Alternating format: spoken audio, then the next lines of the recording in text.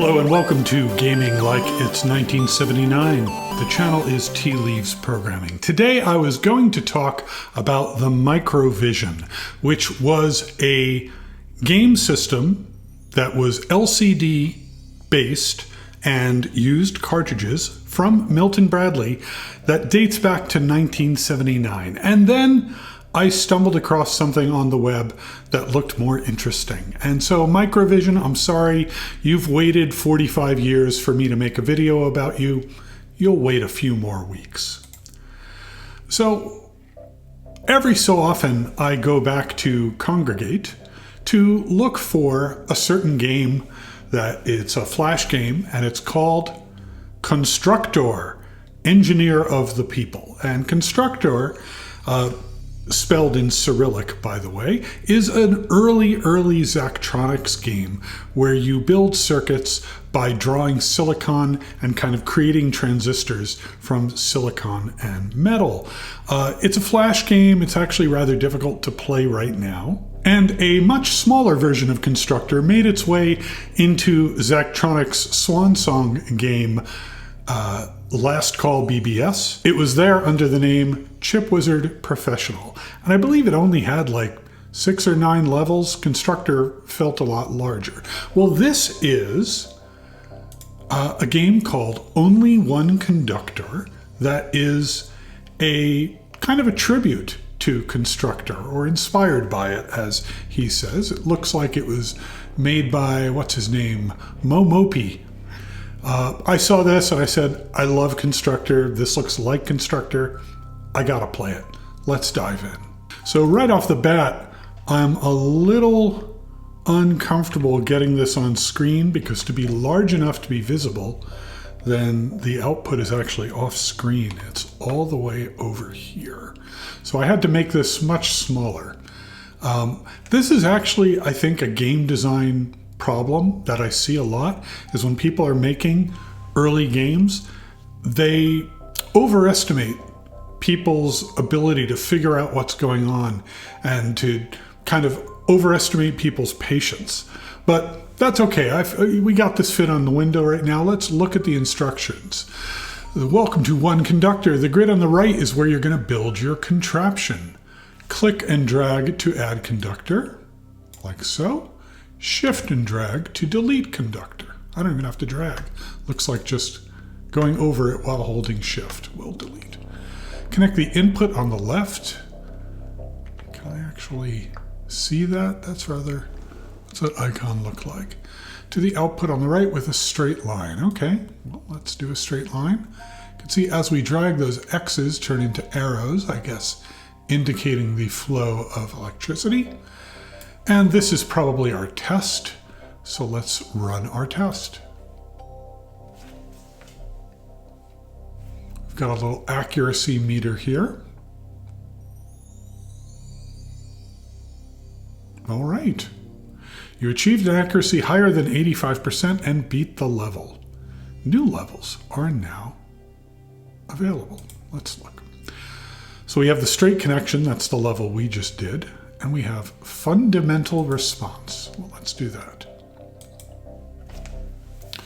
2 wires can combine into one, and its output follows a simple rule.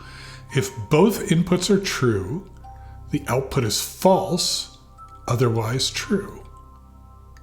So by combining 2 wires, we implicitly are creating an XOR gate. That's what I read this as. Combine these 2 inputs and test. So what are we trying to do here? So literally the test is XOR. So they just want us to do this mechanic. So let's, oops, I missed one there. Let's go all the way over here and combine them right here and run our test. Looks like it's working. I do wonder if, and I wondered this about Constructor too, there is a propagation delay in that game. And to what extent can you game the propagation delay? All right, new levels are now available. Not thinking symmetrically. And I'm guessing that sandpit is just a sandbox level to do whatever you want. The fundamental gate is capable of producing many responses. If you think symmetrically, you may discover how to invert your signal. All right, so our input is this line here, and we want our output to be inverted, right? So, if the signal is on and we were to use that XOR gate, we would get off. So that's half the problem. But if the signal is off, it's not clear to me how that results in an on signal. So well, if we have half the solution, let's try it. Think symmetrically.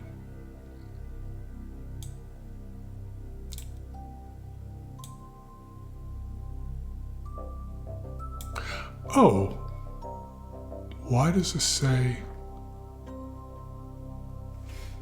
off, off, on?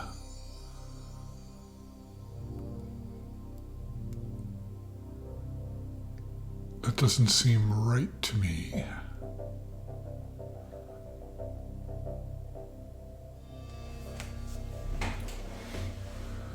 Okay, well, what happens if we just use an XOR gate? Let's try that. What do we think would happen?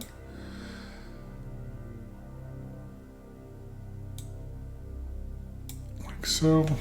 Get rid of that, get rid of that. Oh, and that's interesting. It really dislikes that.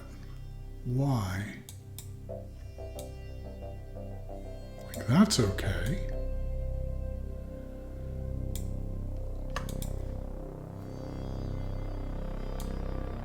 I'm very confused by that.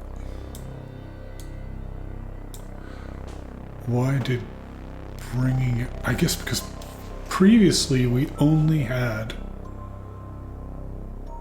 one, we had two gates in the previous example, and now we've only got one. So this feels like branching is not allowed? Is that the implication there? Certainly what it feels like. Can I branch this way? No.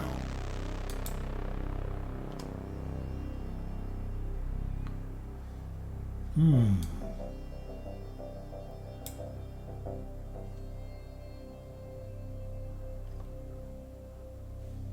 going to go back to that fundamental response level. Did I miss something? Two wires can combine into one. Does not say that one wire can switch into two, which is kind of what I want to have happen.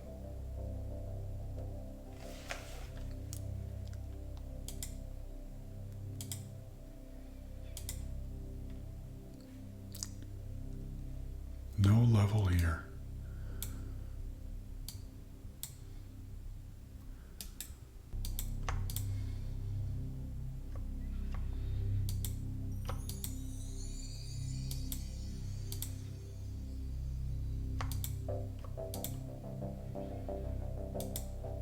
Oh, okay, so there is a way to split them, but you can't just, like the splits have to be neat somehow? All right, well, let's go back to not thinking symmetrically. Try this again. So we want to split up and down and go to the right like that. And then I want to combine them again. Let's see what that does. I don't think this is the solution.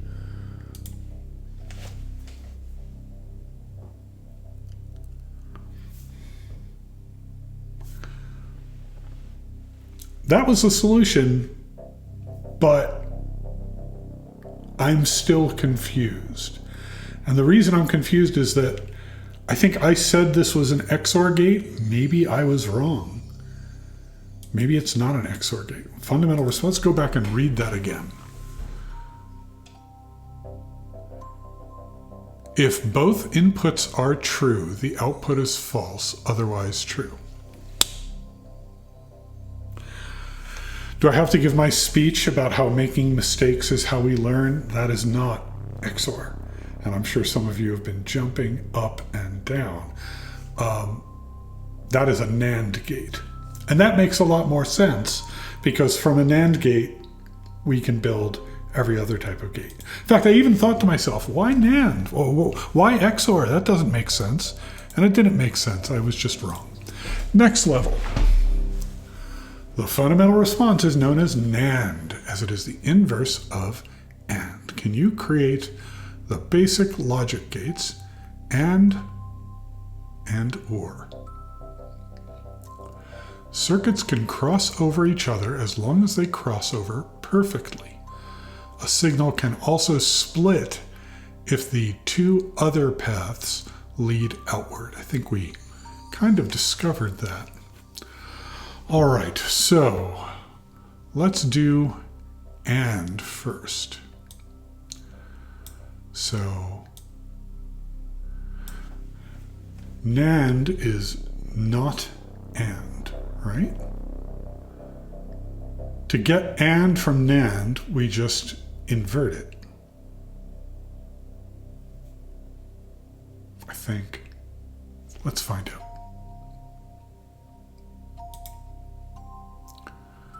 So at this point,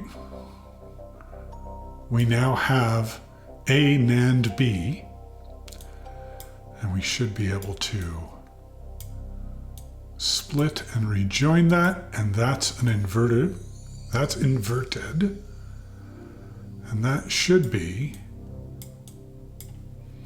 the solution to output 0. Let's try it. That's looking correct. Okay. So output 0 we got. So we have AND. I want labels here. So what are we going to do for OR? We can make OR from a NAND gate, from NAND gates. I believe by inverting its inputs. That's what I think. I think if you invert the inputs and then feed them into a NAND gate, what you get out is OR. So, first, let's do this. Switch mode. Oh, it's interesting. It won't let me. Okay, we're going to work backwards here because I'm a bad person. All right, so our last thing that we're going to have is actually our NAND gate, which is going to be two things joined together. And what is going to be joined together? Well, I can't do that.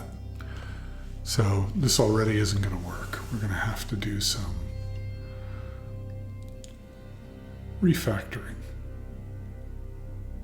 Let's get rid of all those. And let's create ourselves some more space. Okay, we're going to bring our A all the way up here. And we're going to bring our B all the way down here. Oh God, they're on the wrong column. Of course I have to fix that. Okay, so let's do our OR first. Okay, that's going to be our B, and this will be our B prime, or our B inverted, which is going to go here. And that will come all the way over here.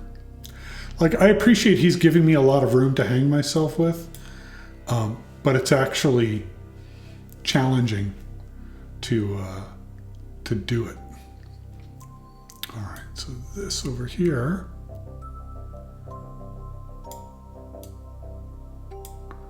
is going to be our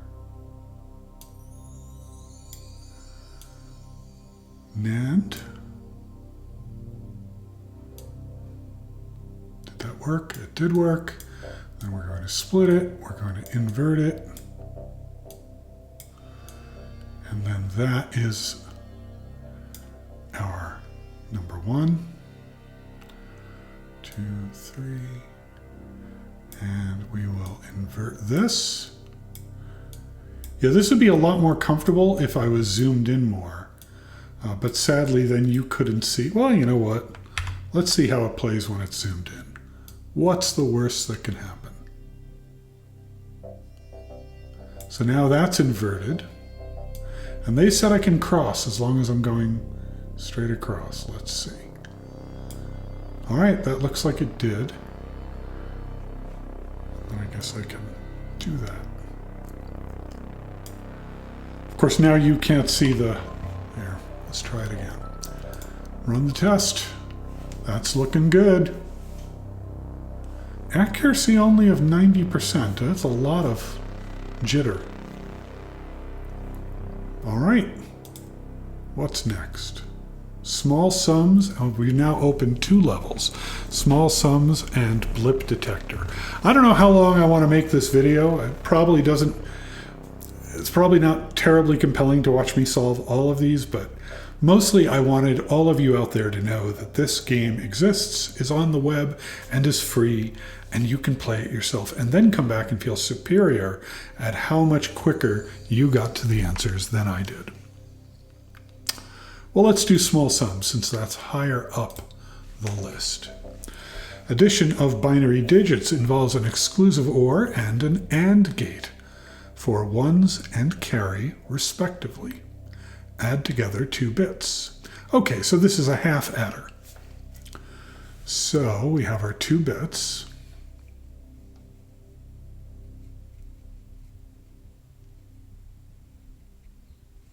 But I haven't built an exclusive OR gate yet, have I? Which means I have to. The AND part of this is easy. Right?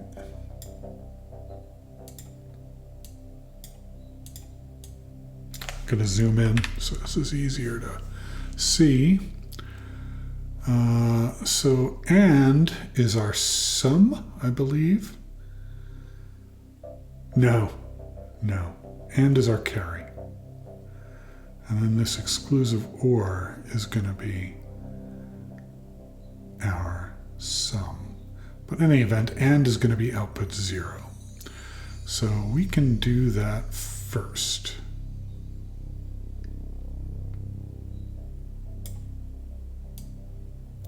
Give ourselves lots of room here. And AND is a NAND followed by an inversion. Let's do this.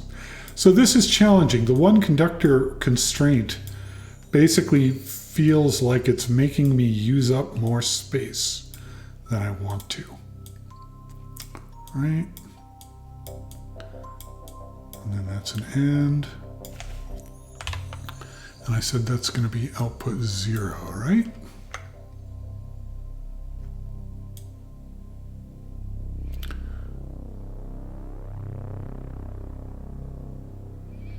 Test output 0, see if it's correct.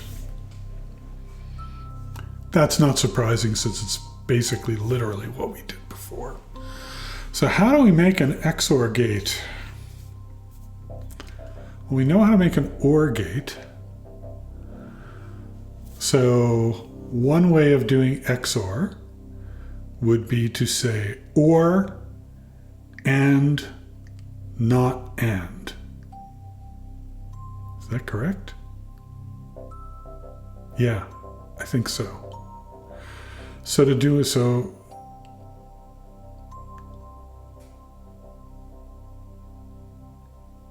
if it's OR and not AND, it's OR and NAND?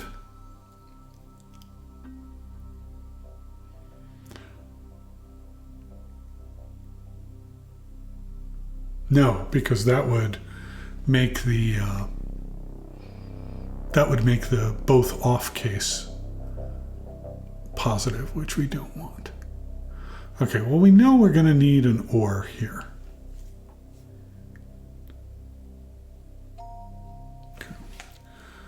And the not and should be easy as well. So let's do, yikes. So to make an or, we negate each input.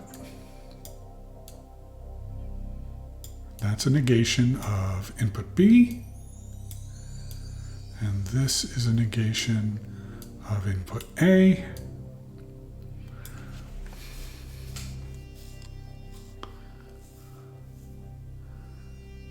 Right?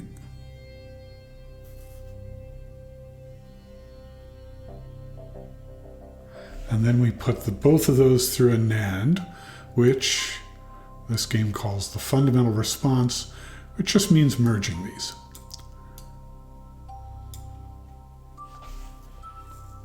Right. So now we should have OR, and let's hook this up, and it will not work. We know this isn't going to work. This will be on too much. It'll be on in this section of the curve of the graph here, but that's okay. I want to see it to make sure, especially with no kind of higher level constructs here, I want to make sure I'm following this a step at a time. Right. Okay, that's what I expected. Okay. So we'll get rid of this. And this is our OR coming right out here. Really want labels. Then I want an OR and, not and. Okay, so this is our and, so I'm going to pull this off here, and then I'm going to invert it. Okay, so this is my OR, and this is my not and.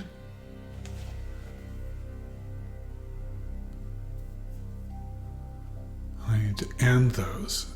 And is NAND followed by invert. So, yikes. Can I bring these together this way? I bet I can't. No, that clearly is wrong.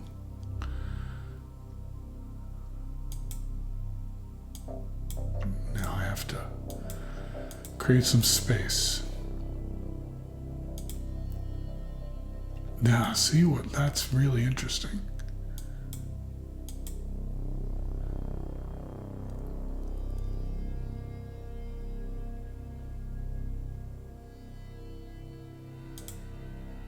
That looks like it's inverting them.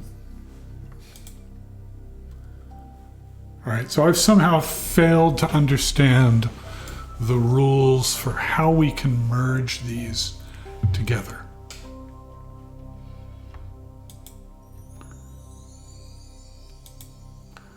What if we do this? So that actually worked. Yeah, this one conductor thing, it's a brilliant idea. I see exactly what you're trying to do, Momopi. You're taking Constructor, which was already a game that's down on this very low level, and you're trying to simplify it even more. You're saying, what if we don't have metal? What if we don't have two types of silicon to make different transistors? What if we just do it through these motion rules? I get it, but it might be just too little. It might be not enough sugar. All right, let's finish this up here. We have our not, we have our and then we need to invert it. So we make our little onk symbol. I know it's not an onk symbol, don't at me. Let's see if I did this right in my head. Fingers crossed. It's looking good. Whew, I got it. Yeah, I can see as these levels get harder. You know, I was complaining about how much space he gave me because it makes things too small, but I could already see I'm gonna be constantly tripping over my feet. This is super interesting though. I love independent games. I love games that inspire other people to do games. One thing a type of game that I particularly love, like Return of the Obra Dinn, right? Return of the Obra Dinn, even though it shares elements with logic puzzles going as far back as Everett Gazer Games and Sherlock, it put that in a narrative framework where suddenly everyone is making games that are similar to Obra Dinn. The most obvious example is Curse of the Golden Idol and Rise of the Golden Idol, but we've seen a lot of games that are like this coming out recently. And so in this little tiny corner of electrical engineering nerds, there's like 10 people that play these games. Hi, I'm one, you might be another. And people are making more of them. I love that. I really do love that. This is on itch.io. The URL is on the top of the screen there. It's momopi.itch.io/only1component. Give it a shot and see if this scratches your itch for electrical engineering the way that it scratches mine. And since you will not be streaming, you can go ahead and make the screen bigger than I was able to. You've been watching Tea Leaves Programming. We've been gaming like it's 1979. Thanks for watching.